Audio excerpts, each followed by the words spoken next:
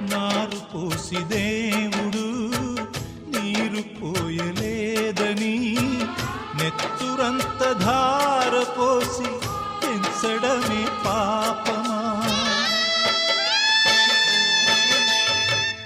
ఏరు దాటి వెంటనే పడవ కాచువారిలా అయిన వాళ్ళు మారిపోతే అంతకన్న శాపమా?